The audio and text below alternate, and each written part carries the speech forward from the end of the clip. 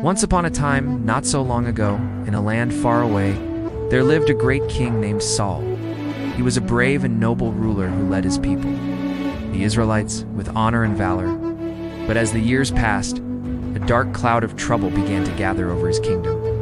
A fierce and warlike nation known as the Philistines had set their sights on the Israelites, and a terrible war was on the horizon. For 40 days, the Israelites and Philistines faced each other, locked in a stalemate. Every day, the Philistines would send out their bravest warriors to go head-to-head against the Israelites. And every day, the fighting ended in bloodshed and death. But among the Philistines, there was one warrior who towered above the rest, both in size and in strength. His name was Goliath, and he was a giant of a man, armed with a heavy coat of mail and a huge spear. Day after day, Goliath would stride forward onto the battlefield and shout taunts and insults at the Israelites, daring them to send out a man to fight him, but no one did. For who could stand against such a mighty warrior? The Israelites were afraid. Their bravest soldiers refused to face the giant, and fear threatened to consume them. One day, when the fighting was at its fiercest, King Saul watched as yet another of his soldiers fell to the ground, defeated by Goliath. He was deeply troubled and prayed for help.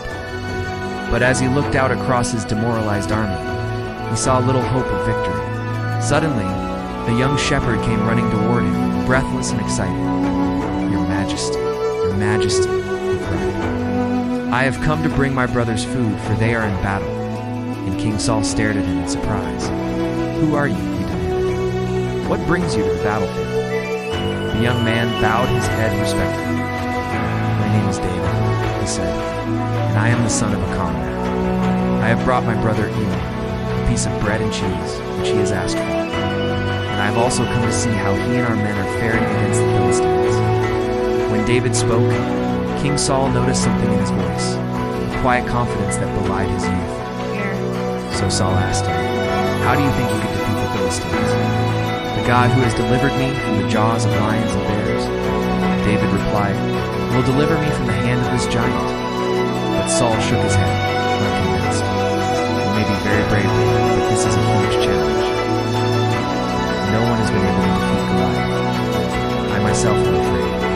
Then David said something that made Saul sit up and take notice. "The Lord who helped me win against the lion and the bear will protect me against this Philistine too.